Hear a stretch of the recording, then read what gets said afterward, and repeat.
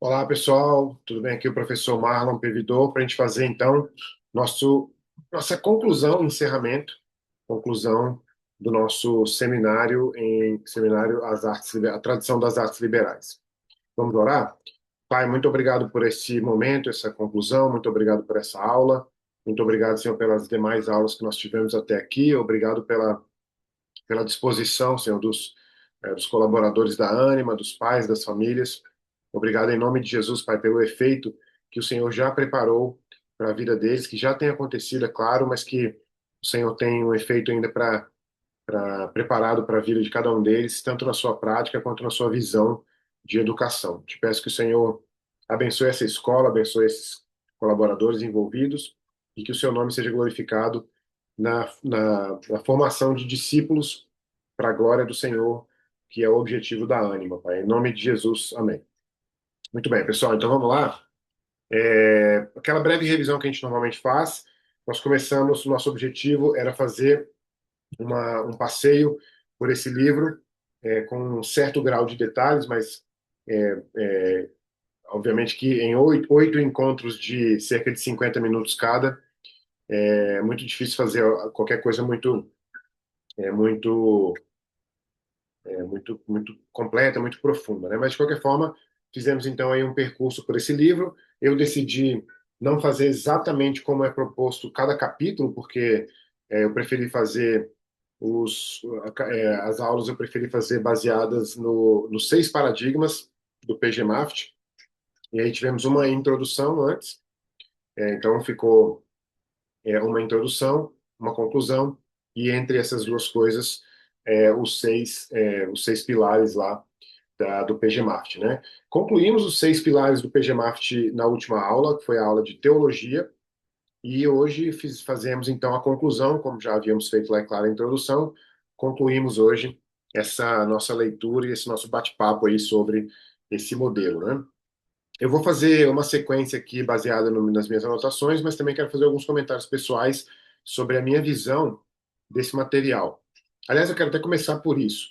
Eu cheguei à educação cristã clássica em 2015, e de lá para cá eu sempre fui um leitor ávido e sempre resolvi todos os meus problemas, ou sempre busquei solução para tudo que eu penso em leituras, em livros, em autores, né?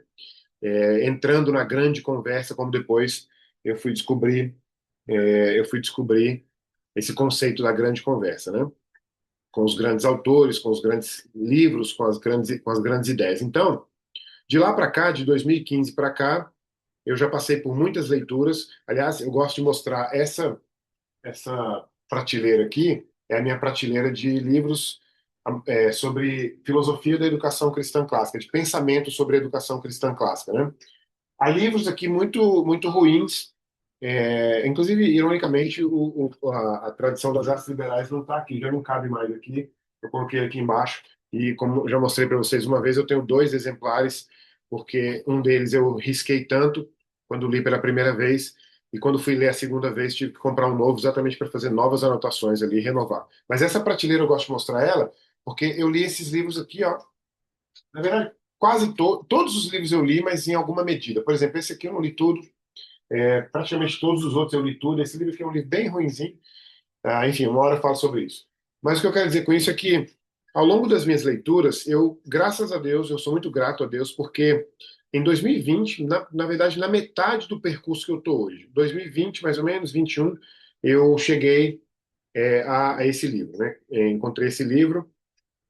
E olha só que interessante, o que me chamou a atenção nesse livro, porque a gente tem sempre alguma coisa que chama a gente para o livro, ou é uma indicação de alguém que vem com algum peso de alguma informação, uma apresentação sucinta, né, uma síntese,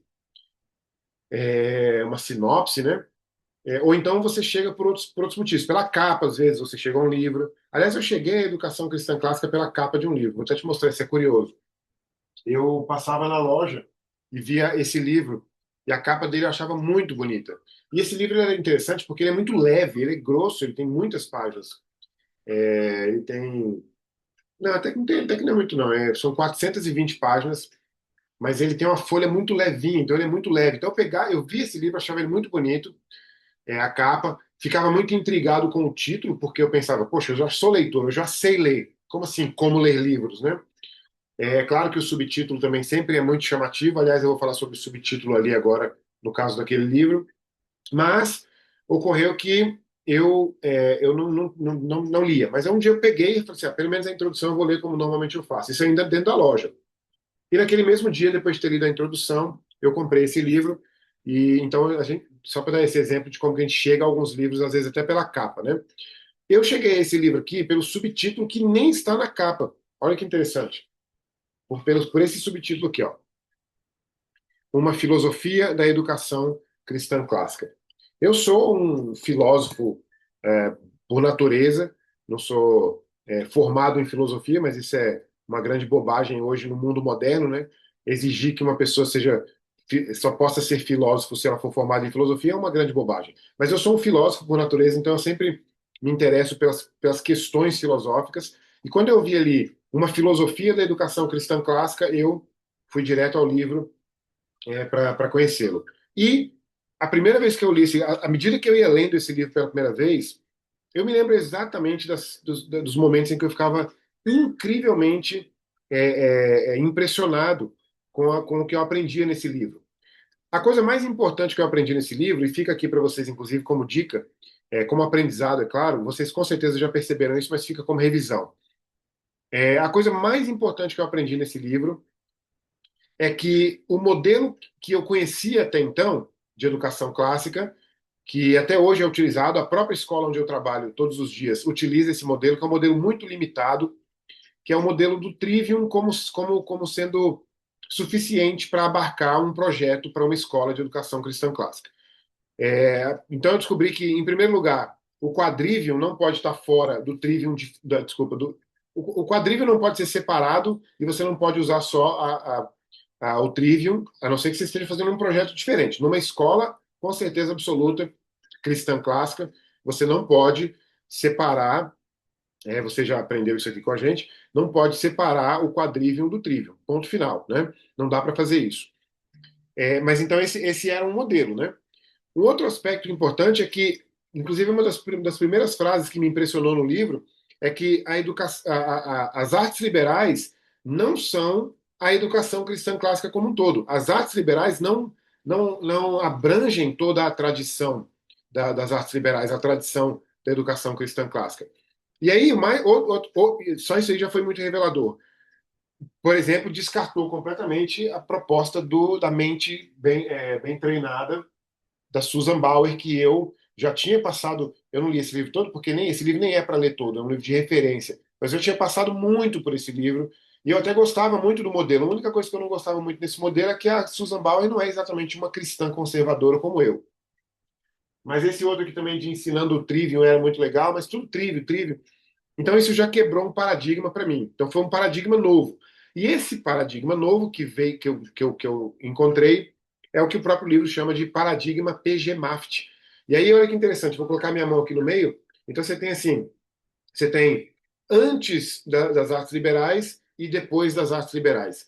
Lembra, se o só trivium não é suficiente, as artes liberais também não são suficientes. Elas juntas são semente que é plantada num solo que foi previamente preparado e também são ferramentas para o conhecimento de fato que vem posteriormente. Na verdade, posteriormente é só uma ideia didática, né? Só para ficar mais fácil de compreender. Mas a gente viu, inclusive, na última aula, quando eu mostrei para vocês o quadro, né, do paradigma, o currículo, a gente vê que isso acontece organicamente durante todo o percurso, né? Então, a leitura desse livro transformou, e graças a Deus que foi bem cedo na minha carreira na educação clássica, transformou a minha visão de educação clássica. Transformou de tal modo que eu pensei, bem, é impossível que eu ignore o que eu estou vendo aqui. Ao terminar o livro, eu me lembro como se fosse hoje onde eu estava, a hora que eu estava, a hora do dia, quando eu terminei esse livro. Assim, na hora que eu terminei, eu fechei o livro, olhei assim, né, para o horizonte, ali para frente e pensei: não dá para ler esse livro e voltar com ele para a prateleira. Porque esse livro transforma tudo. Se esse livro não for levado em consideração, então eu estarei. Olha que interessante isso. Porque quando você chega a esse livro, quando eu digo esse livro, é melhor a gente dizer, sabe o quê? A esses conceitos, porque os próprios autores são humildes para dizer que, na verdade, eles simplesmente ordenaram a tradição das artes liberais, ordenaram a tradição da educação cristã clássica. Eles não inventaram nada, eles perceberam, porque estudaram muito bem a história da filosofia da educação cristã clássica, e ordenaram, colocaram num modelo que cobre todo o percurso histórico e que, obviamente, ao longo do percurso não estava pronto, porque ele foi sendo, né, feito, né? Mas ele chega ali por volta, talvez um pouco depois de Tomás de Aquino, mas se você marcar ali no Tomás de Aquino, no ápice da, da, da, da síntese medieval, né, com Tomás de Aquino, então você tem ali um fechamento, vamos dizer assim, e aí esse fechamento é perdido. Ele é, claro, ele é utilizado durante ainda alguns séculos, depois ele é perdido, e quando a educação clássica é retomada naquele movimento de retorno, né, de restauração, infelizmente essa restauração começa pela via da Dorothy Sayers, que criou essa ideia do trivium disso, trivium daquilo, e a separação por idade, assim, ordem, né? Fez gramática? Então tá bom, agora faz lógica. Fez lógica? Agora faz retórica. Então, agora, o que é importante para vocês nessa conclusão, a partir dessa visão pessoal desse livro, é que uma vez que você. Eu vou usar até uma expressão aqui, que é uma expressão moderna, mas é bem. Eu gosto, ela diz muita coisa. O que você vê, você não consegue desver. O que você viu, você não consegue dizer que não viu. O que você viu, você não consegue esquecer, deixar de ver, deixar de ter visto, né? Tendo visto esse livro, tendo lido esse livro pela primeira vez, minha primeira coisa que eu fiz naquele dia, lembro como se fosse hoje, peguei meu celular e comprei um novo exemplar daquele livro. Quando esse novo exemplar chegou, aí sim eu tive uma percepção diferente, inclusive da própria leitura. Aí sim eu passei para uma leitura detalhada, para uma leitura não apenas uma leitura detalhada, não apenas uma leitura, mas uma leitura que, veja, é muito importante isso, porque que eu quero convidar vocês a fazerem, que é uma leitura que me faz, ter a propriedade daquele conteúdo, que me faz ter, eu acho que essa é a melhor palavra,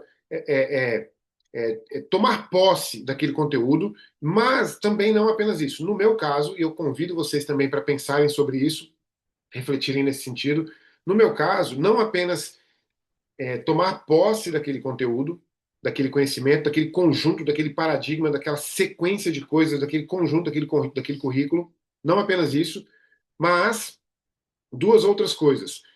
Passar a considerar toda a minha obra de educação cristã clássica, todo o meu trabalho, a partir desse paradigma, a partir dessa visão.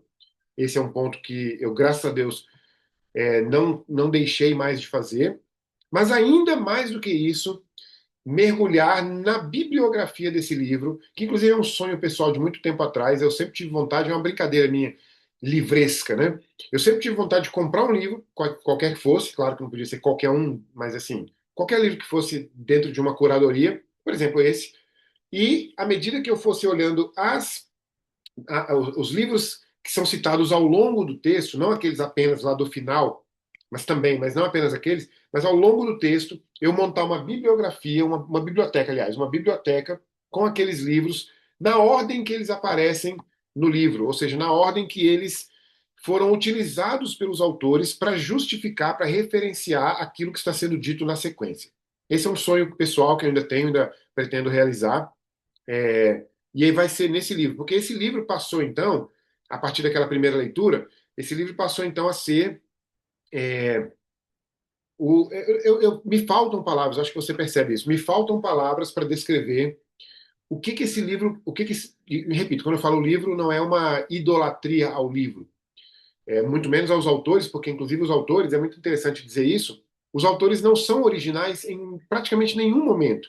Inclusive tem um determinado momento do livro que eles dizem que quando eles pensavam estar sendo originais na curadoria desse modelo, eles entenderam que havia outras pessoas que já tinham apontado para esse paradigma de forma relativamente diferente. mas bem, assim, com o grosso, né, bem parecido. Então, você vê que me faltam palavras para dizer o que que esse livro representa para mim. E quando eu digo livro, mais uma vez, eu estou dizendo esse modelo, né? Não o livro. O modelo não é dos autores, o modelo não é desse livro que está nas minhas mãos. O modelo é simplesmente um modelo que foi sendo construído ao longo da história e que, num determinado momento, chegou a esse ápice.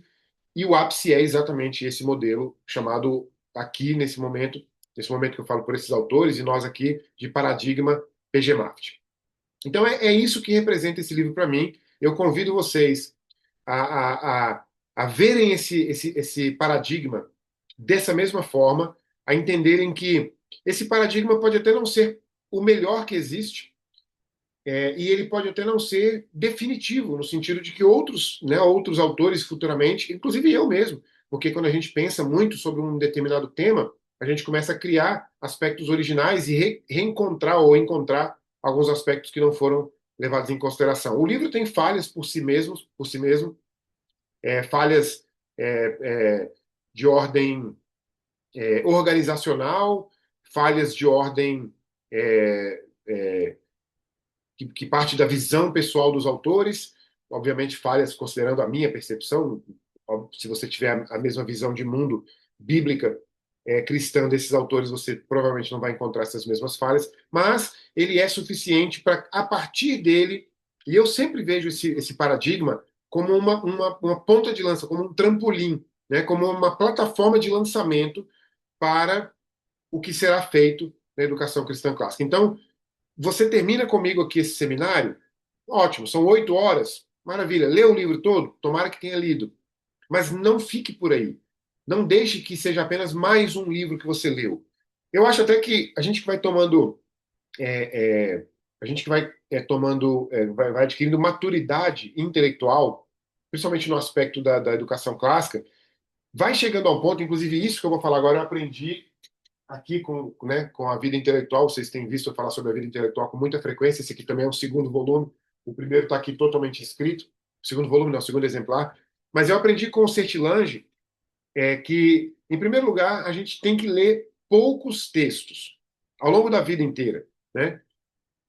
E eu cheguei a uma conclusão que, obviamente, pode mudar posteriormente, e eu estou aberto a mudanças, mas eu cheguei a uma conclusão de que eu não pretendo tão cedo buscar nenhum tipo de modelo que substitua esse, a não ser que realmente, nas minhas leituras cotidianas, eu encontre, por exemplo, esse livro aqui propõe um modelo, né? Sabedoria e Eloquência, mas é infinitamente inferior ao modelo encontrado pelo Kevin Clark e pelo Ravi Jain.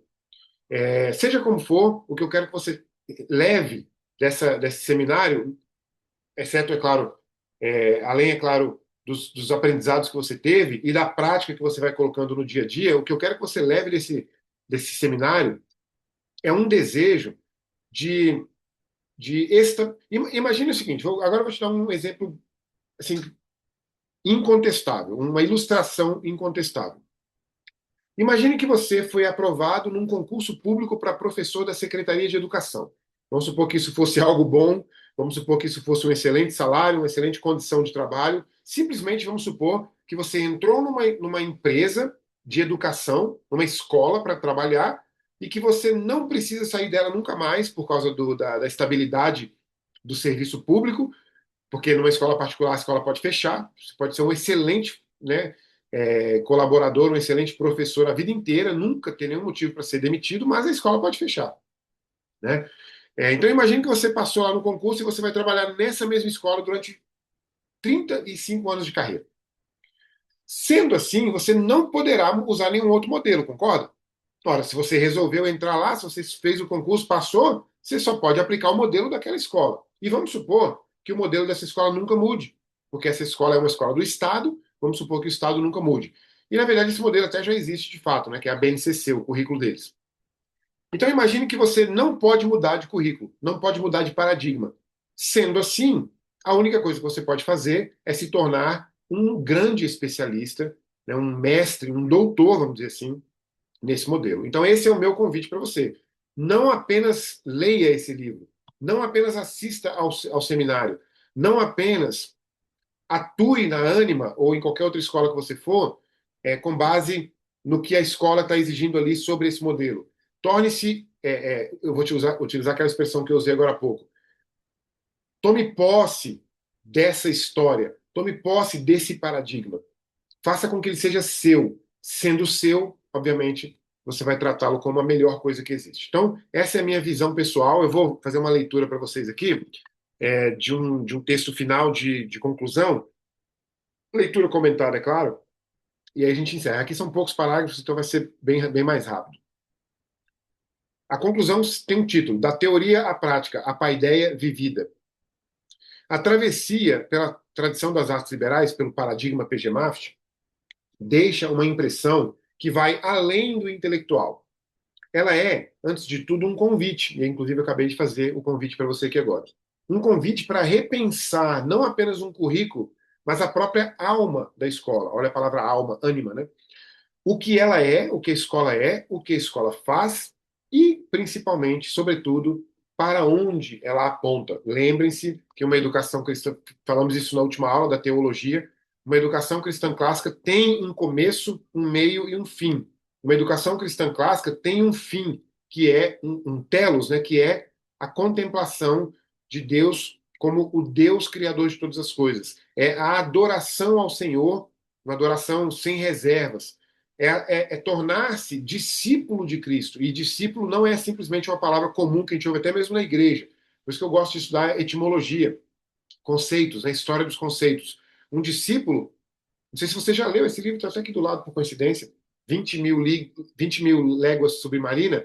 O Conseil, acho que é o nome dele em português, eu não sei, mas o Conseil é o discípulo do doutor Aronnax. E ele, quando o doutor Aronnax é jogado para fora do barco e vai morrer afogado no mar, o conselho pula atrás dele. E quando eles se encontram lá no mar, porque eventualmente eles não morrem afogados, o doutor pergunta: Você caiu também como eu? Que isso, doutor? Eu pulei logo depois que eu vi que o senhor caiu. Então, o discípulo é isso, ele morre pelo mestre, né?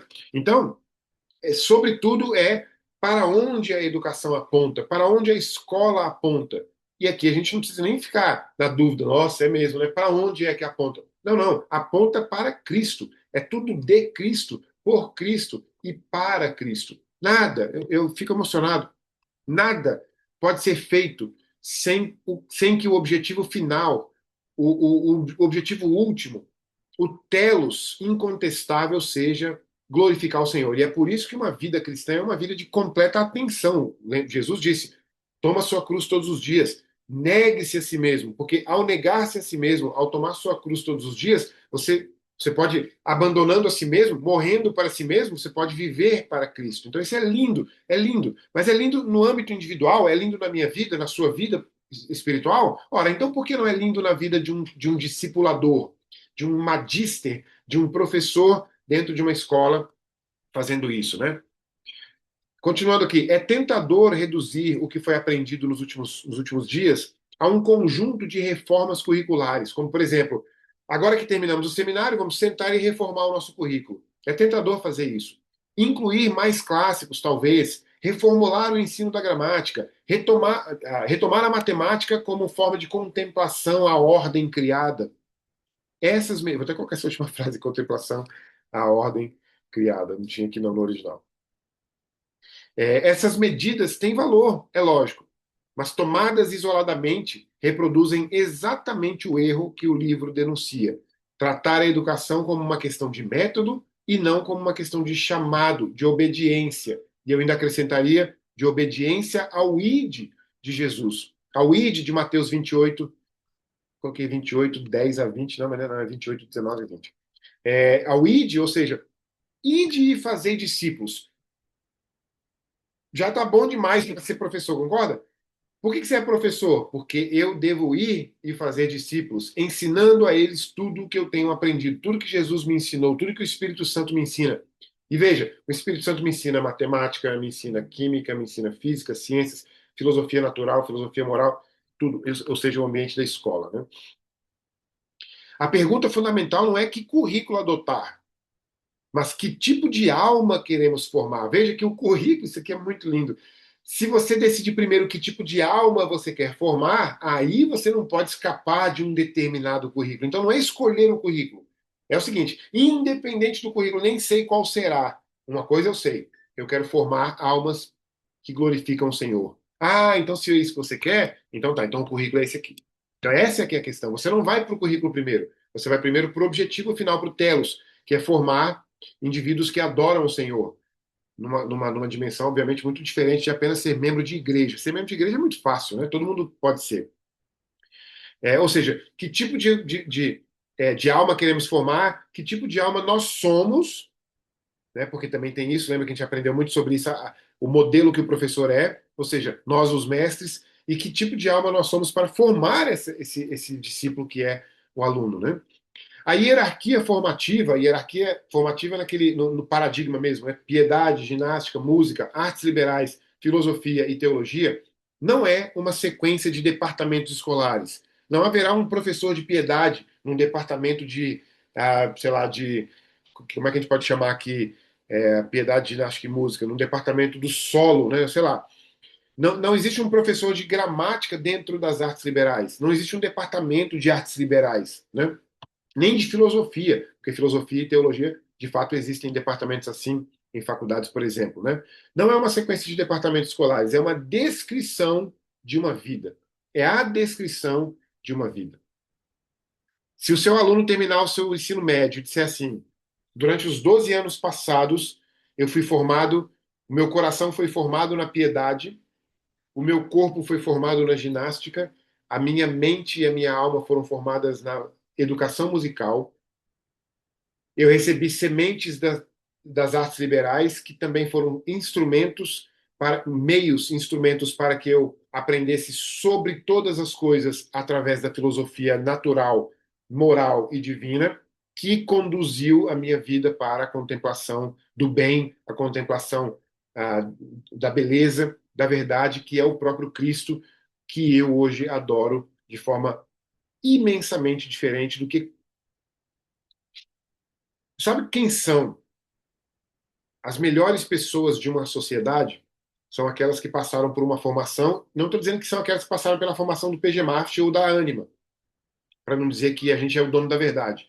São aquelas pessoas que passaram por uma formação cujo telos, cujo objetivo, cujo alvo, cujo planejamento é formar discípulos de Cristo. Eu boto um ponto final mesmo, porque eu não preciso de mais nada. Discípulo de Cristo. O discípulo obedece, o discípulo ouve a voz e reconhece, o discípulo segue, o discípulo se humilha diante do Senhor, o discípulo é, ensina outros segundo o que aprende do Senhor e assim por diante. Né?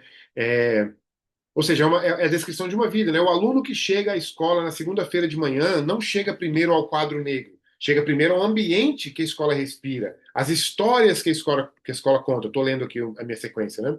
As virtudes que ela encarna, ao culto que ela celebra, ainda que silenciosamente.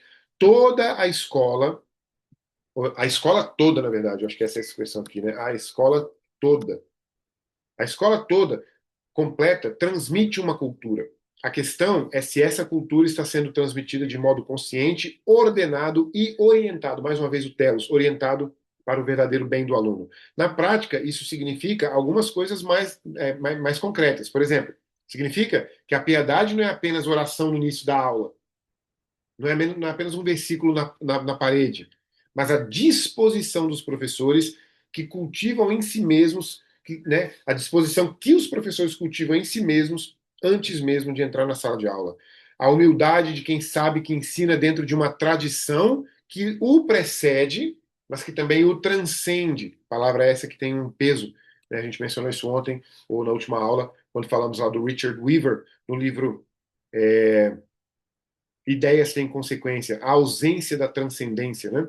Significa que a ginástica não é só uma aula de educação física, mas um reconhecimento de que o aluno que não dorme bem, não desenvolve a disciplina corporal, não aprende a suportar esforço, terá dificuldade em sustentar qualquer forma de vida intelectual séria.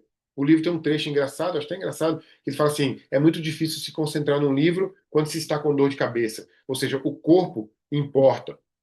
Significa que a música não é apenas um repertório de canções do coral, mas o cuidado com as histórias que se contam. Aí vem as musas, lembra? com os poemas que se memorizam, com os mitos que se transmitem e a beleza que se cultiva nos espaços físicos da escola. Beleza dos espaços físicos. Isso é para um outro dia, mas até mesmo uma arquitetura cristã clássica tem que ser repensada. Significa, sobretudo, que o mestre importa muito mais do que o método. Uma escola cristã clássica não se faz com um currículo excelente nas mãos de professores que não amam o que ensinam. Ela se faz com mestres que, por amarem a verdade, tornam-se dignos de ser imitados, dignos de ser imitados. Como que uma escola cristã contrata um professor ateu? Eu já tive essa experiência, trabalhei numa escola cristã com um professor, colega de trabalho que era ateu. Como pode isso? O magister, ou seja, o mestre, é aquele que percorreu o caminho, como vocês fizeram inicialmente nesse seminário, antes do discípulo e chama o discípulo a seguir não apenas os seus ensinamentos. Olha isso aqui agora, hein? Não apenas os ensinamentos, mas a sua vida. Se você vai contratar um professor para uma escola cristã clássica, quem é a esposa dele? Se for uma mulher, quem é o marido dele? Quem são os filhos? Quem são os pais? Qual é a igreja que ele frequenta? Você já foi lá visitar a igreja do professor da sua escola? Você conhece o pastor dele? Quem é o líder espiritual dele? Quem é o mentor dele? Que vida você está convidando para ser modelo na sua escola? Essa é a visão que João tinha em João 15,15. O Senhor não chamou seus discípulos de servos, mas de amigos. A escola que realiza essa visão, que realiza essa visão, não é uma instituição de instrução, mas uma comunidade de amizade em torno da verdade. Falando disso ontem também, na última aula. O festival eterno para o qual essa paideia aponta não está apenas no horizonte escatológico, no horizonte do fim, mas ele já começa aqui. Toda vez que o aluno experimenta o maravilhamento diante de um poema, diante de um teorema, diante de uma página da história, toda vez que o professor e o estudante compartilham o prazer genuíno de entender alguma coisa juntos, né? Toda vez que a escola celebra com alegria e beleza a herança que recebeu. Por exemplo, uma escola que valoriza a história da igreja, a herança que recebemos dos nossos antepassados e irmãos em Cristo. Nessas pequenas antecipações, a educação cristã clássica cumpre sua vocação mais profunda, conduzir o homem pelo saber, pelo amor, e pelo amor cada vez mais para dentro, introspectivamente, para o alto, ou seja, para Cristo, e para a luz, que é o próprio Senhor, que é a própria palavra de Deus. Encerramos aqui então, encerro com muita alegria esse seminário. Fico muito grato a você que assistiu a todas as aulas, mas gostaria de aproveitar o ensejo, o momento, e gostaria de fazer gostaria de fazer uma apresentação para você. Gostaria de apresentar para você o seguinte: nos últimos anos, eu tenho observado um fenômeno interessante. As pessoas me consultam e me perguntam o que fazer em determinadas situações, tanto dentro de escolas, quanto dentro de uma sala de aula, quanto em relação ao pensamento sobre o que é, como funciona, de onde vem, para onde vai uma educação cristã clássica. Por causa dessa quantidade de perguntas e também por causa do curso que Deus me deu em 11 anos, eu cheguei, ou o Espírito Santo me trouxe, eu diria assim, a criar uma mentoria em educação cristã clássica. E aí eu gosto de chamar essa mentoria saindo da mera profissão. Todos nós aqui temos uma profissão na educação. Sair de uma mera profissão a um chamado que transforma vidas. Mencionei isso para vocês aqui, do lançamento, né, oficial da minha mentoria, e ela não apenas está lançada, como nós já temos mentorados. Eu não sei se a palavra é mentorado ou mentoriado, eu ainda preciso descobrir isso, porque toda vez que eu escrevo, sempre aparece aquele sublinhado lá de que está errado. Mas eu vou chamar de mentorado ou de mentoriado, qualquer um dos dois eu vou chamar por enquanto. Mas depois, se souber qual o certo, me manda aí uma mensagem e me ajuda a entender essa palavra.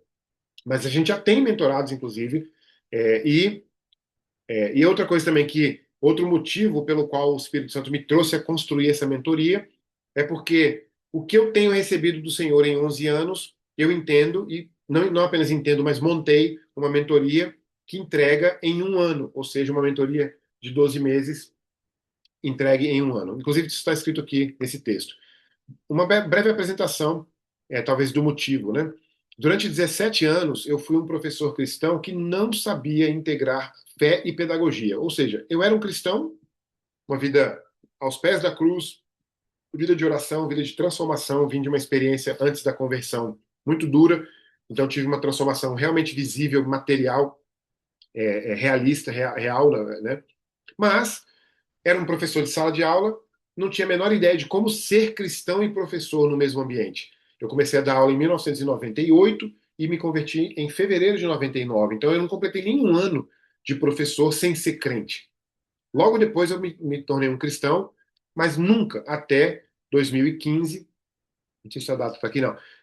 Quando eu descobri em 2015 os princípios da educação cristã clássica, tudo mudou, uma vez que tudo mudou, uma vez que conhecer esse modelo da educação clássica mudou a minha maneira de ensinar, ou seja, a prática do dia a dia, o meu propósito, ou seja, para que eu ensino, e, de uma forma que eu absolutamente não esperava, mudou até minha renda, né? Até mesmo minha renda mudou sensivelmente depois que eu cheguei à educação cristã clássica. Esta mentoria é, então, o caminho que eu gostaria de ter tido lá em 1998. É claro que em 98 eu não conhecia a educação clássica, né? Mas pelo menos que fosse em 99, né? Eu não teria passado 17 anos nesse, nesse limbo, né? Pedagógico, né? Enfim, o que está incluído, então, nessa mentoria? Nessa mentoria está incluída uma pós-graduação em Filosofia da Educação Cristã Clássica, que tem uma duração de 42 semanas, 42 semanas, com duas aulas de 50 minutos toda semana. Essas aulas têm leituras, avaliações e, obviamente, uma certificação oferecida por uma instituição é, de ensino registrada com o CNPJ, não tem certificação pelo MEC, e num outro momento, se você me perguntar por quê, eu vou te explicar por quê. Os nossos mentorados lá que estão conosco já sabem por quê e nem querem, né, uma certificação pelo MEC.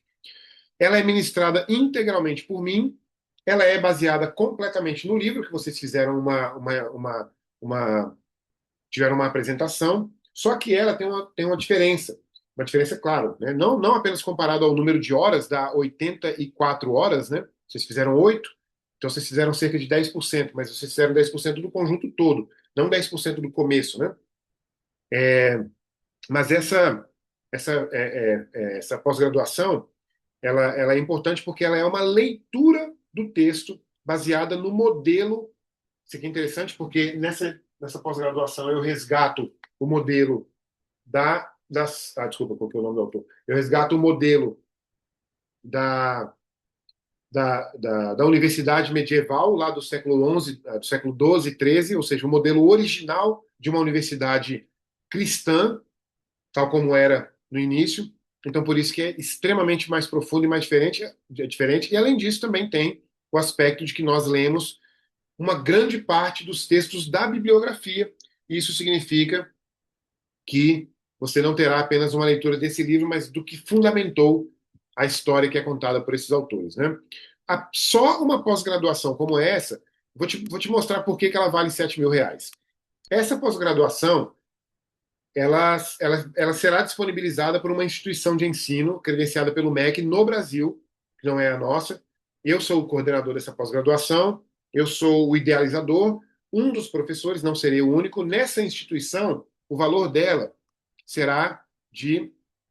Nessa instituição, o valor dela tem três etapas para o valor, três aspectos do valor. O primeiro aspecto. Deixa eu organizar isso aqui, porque senão você não vai conseguir enxergar, né? O primeiro aspecto é que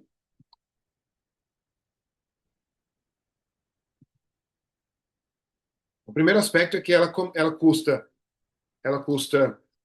3.500 para colaboradores dessa instituição, certo? Então, só os colaboradores pagarão 3.500. O valor da primeira turma aberta ao público, se você, por exemplo, quisesse fazer, seria R$ 5.000. Se você não faz na primeira turma, aí sim o valor é R$ 7.000, porque esse é o valor da pós-graduação de fato, né? Então, só essa pós-graduação aqui vale R$ 7.000. Mas ainda vou te dizer mais, viu? Essa que eu estou oferecendo dentro da mentoria não vale só R$ 7.000. Por que não?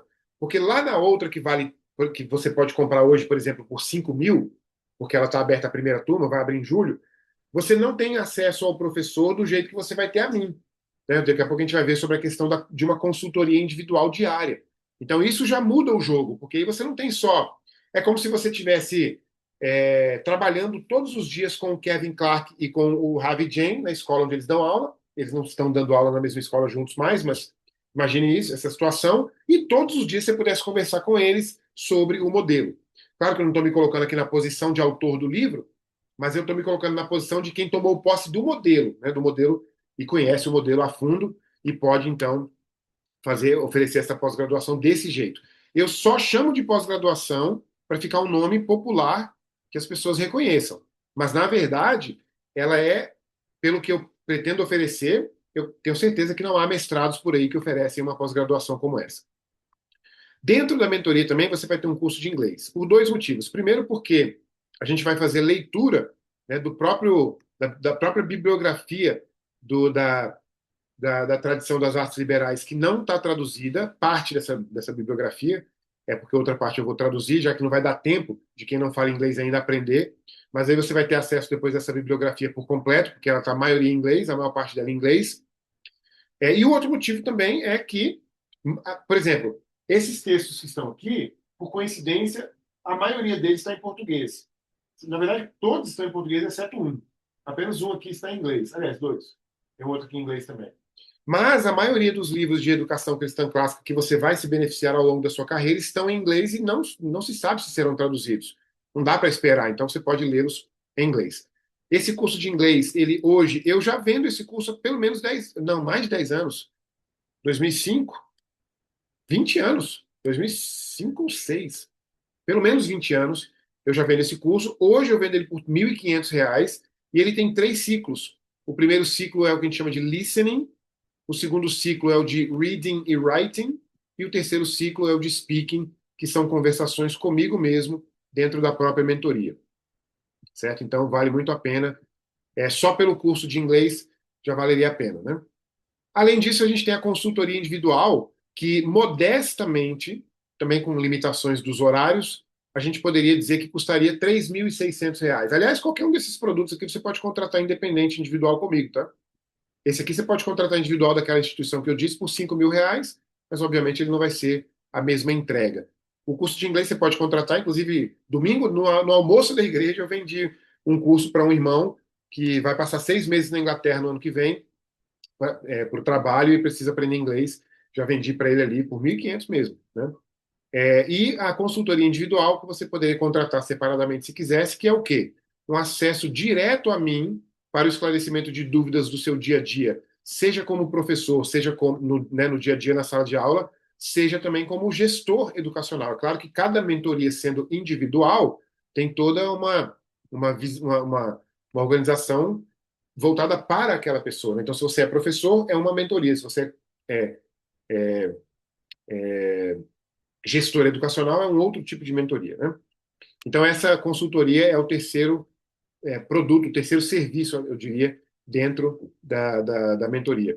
E o quarto e último é o que eu acho que é incrível também, porque a gente às vezes tem essa mania como crente, né? Ah, não, eu só quero aprender, não, eu só quero ler, não, eu só quero aplicar os princípios. Mas veja, aqui a gente tem um acelerador de resultados que é incrível.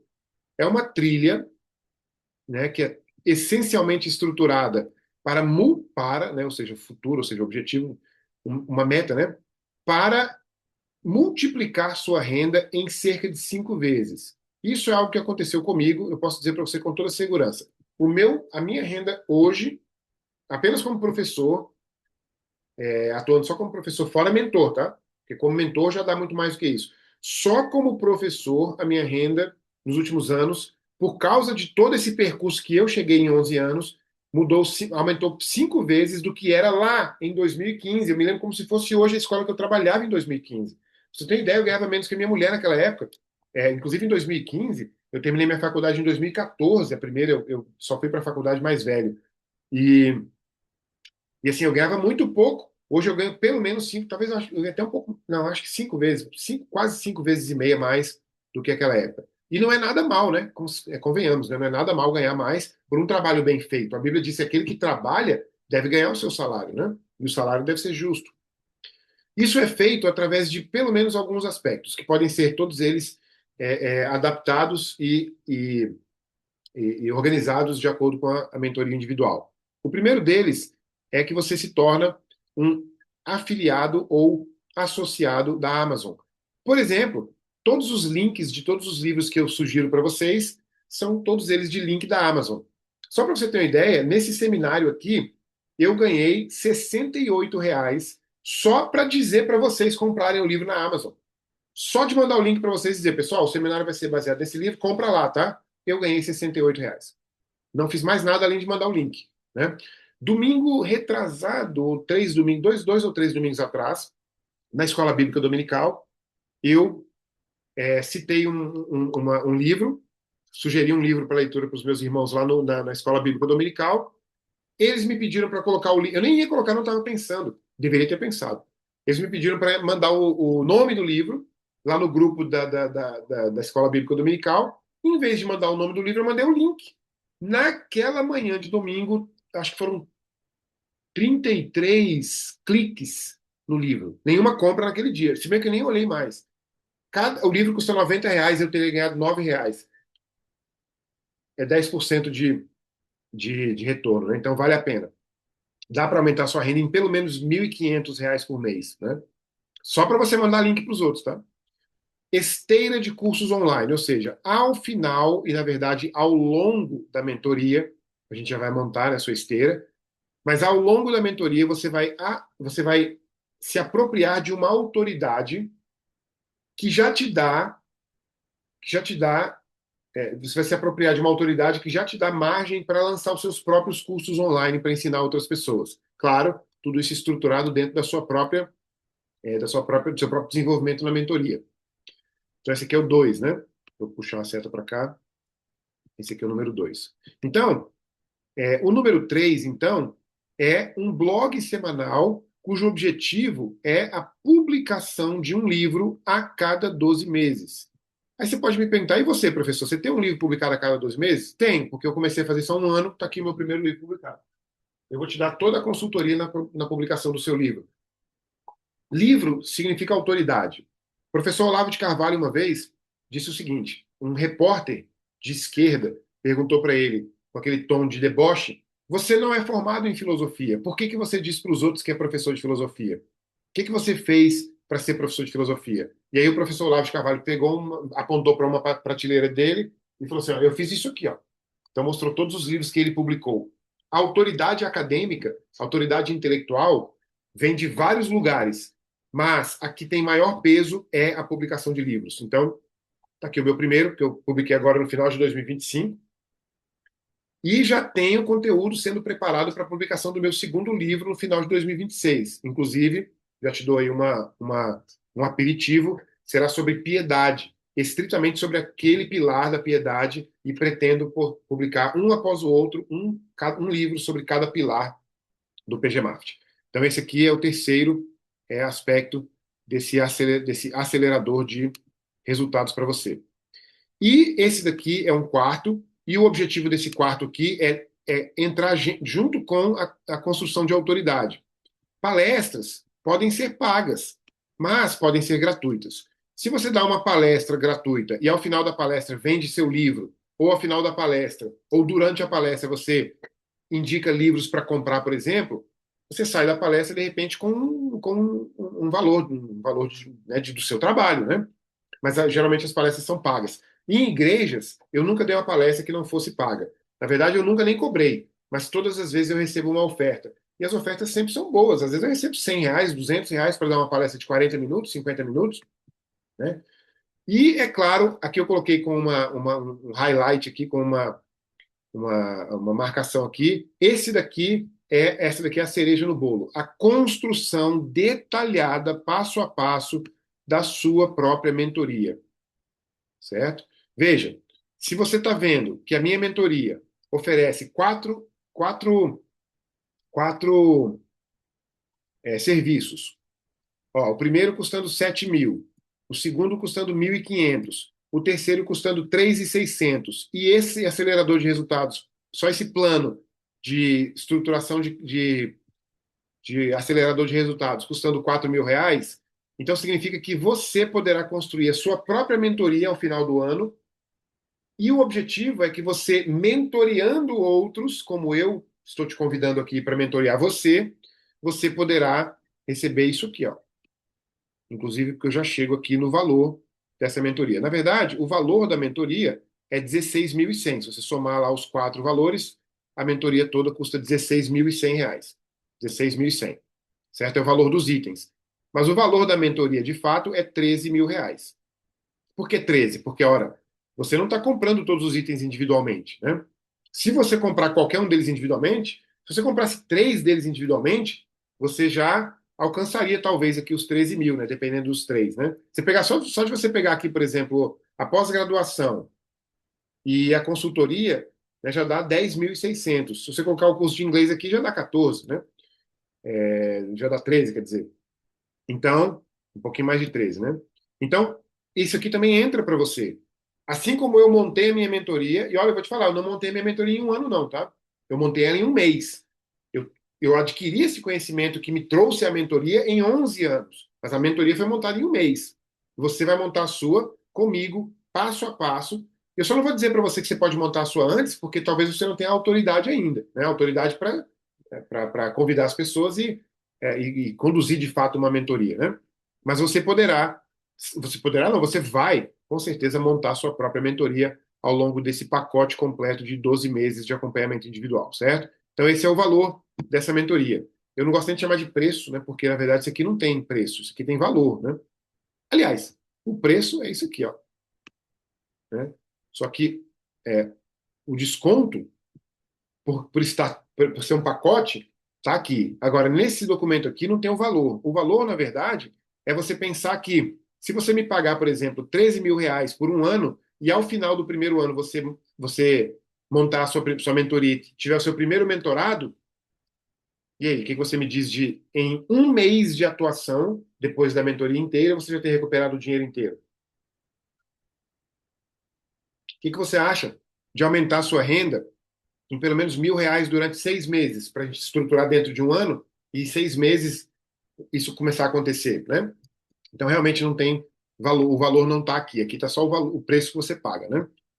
Mas há uma condição especial, há um desconto à vista para quem deseja investir no próprio desenvolvimento sem parcelas. Eu ofereço uma condição única de pagamento à vista com todos os entregáveis, todos os serviços e produtos e um acompanhamento completo de 12 meses pelo valor à vista de R$ 10.000.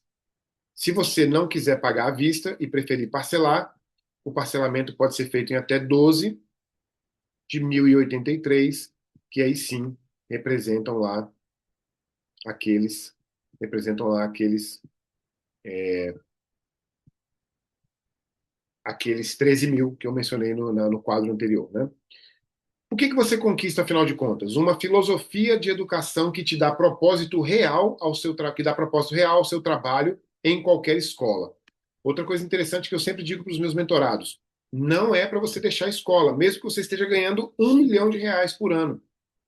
Aí você fala assim, poxa, professor, para que exagerar R$ 1 milhão por ano? Então marca uma reunião comigo que eu vou te mostrar o que esse horizonte pode chegar para você. Não que isso seja o objetivo, mas é um horizonte. Então, você não precisa deixar a escola, não deve deixar a escola, você deve ficar na escola como um agente de reprodução desse modelo, né? Isso também dá para você uma capacidade de atuar como professor cristão clássico sem proselitismo e, é claro, sem correr o risco de perder o emprego. Vamos supor que você receba um convite para trabalhar numa escola, e você tem lá 2 ou 3 turmas por semana apenas, e você atua como um professor clássico, mas o cara chega para você e fala assim: pô, cara, você é cristão, eu vou te demitir. Não, não é assim que funciona. Você atua como um professor clássico, porque o modelo clássico é o modelo pedagógico.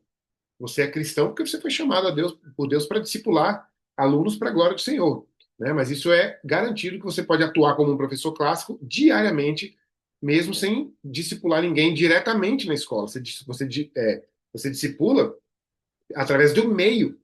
Acho que através do meio é meio redundante, mas é isso, através do método, né? Aqui eu coloquei errado o latim aqui, porque eu esqueci de tirar, porque tinha latim no começo, mas acesso a fontes primárias em inglês, o que a maioria dos professores nunca terá e não tem. Eu vi esses dias um dado, inclusive quem deu esse dado foi o Nicolas Ferreira. Eu fiquei até com medo de ser IA, porque hoje em dia a IA está.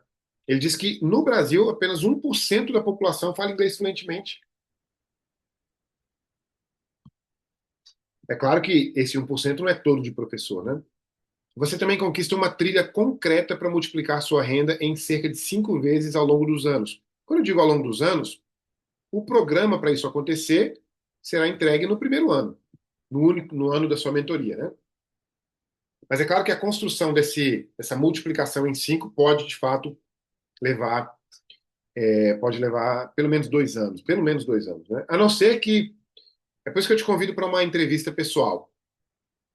A montagem detalhada da sua própria mentoria é o transformador no sentido especificamente da renda, tá? Claro que o aspecto intelectual está dentro da pós-graduação, o aspecto prático está dentro da consultoria diária individual, né? Mas e o aspecto espiritual está dentro, é claro, do conjunto todo, espalhado ali, assim como a teologia no PGMAF que eu coloquei para vocês numa das aulas, né? E é claro que você conquista também uma base para criar sua própria mentoria no futuro, usando esse modelo meu, que é um modelo validado. Posso te dizer, inclusive, uma coisa, tá? Esse modelo da mentoria não é meu. Esse modelo da mentoria é do meu mentor. Eu também tenho um mentor, só que o meu mentor não é um mentor nem cristão e nem de educação clássica. O meu mentor é um mentor de mentoria. Eu pago lá exatamente R$ 10.000, eu pago para fazer a mentoria, e a mentoria é de um mentor de mentorias, né? Então é uma pessoa que me ajuda a construir minha própria mentoria para que eu direcione vocês. Você vai ter duas opções. Comigo você vai ter o direcionamento detalhado, ou você pode depois contratar o meu próprio mentor para fazer sua própria mentoria, certo? Qualquer uma das duas coisas é válida e qualquer uma das duas coisas funciona do mesmo jeito. Eu digo sempre o seguinte, porque a boca fala, eu digo não, eu repito do que o Senhor diz, né? O Senhor Jesus diz, né? A boca fala do que está cheio o coração. Então, encha o seu coração, ou seja, mude a sua mentalidade, encha o seu coração de uma educação transformadora e o que vai acontecer é a boca vai falar disso, né? Ou seja, isso muda para quê? Para mudar a sua atuação em sala de aula. Então, mais uma vez, eu agradeço a vocês da Anima, tanto pelo seminário, pela confiança no seminário, quanto pela apreciação da minha mentoria, que eu acabei de terminar agora. Te agradeço também por esse tempo. Peço a Deus que direcione você não apenas a tomar posse desse conceito, não apenas a tomar posse desse paradigma, mas atuar sobre ele. Me coloco à sua disposição como mentor para te conduzir nesse processo. Processo esse que, como você viu, eu conheci o livro há cerca de 4 anos, 5 anos atrás. Eu levei 5 anos para hoje apresentar minha própria mentoria. Eu levei 5 anos para compreender esse modelo de forma adequada, mas eu quero dizer para você que comigo na mentoria você alcança esse objetivo em um ano e a partir do primeiro ano você estará apto a transbordar, multiplicar esse modelo para outros professores, para outros gestores educacionais. Que Deus abençoe a sua vida, que Deus abençoe a sua prática, que Deus abençoe os seus projetos para a honra e glória do Senhor.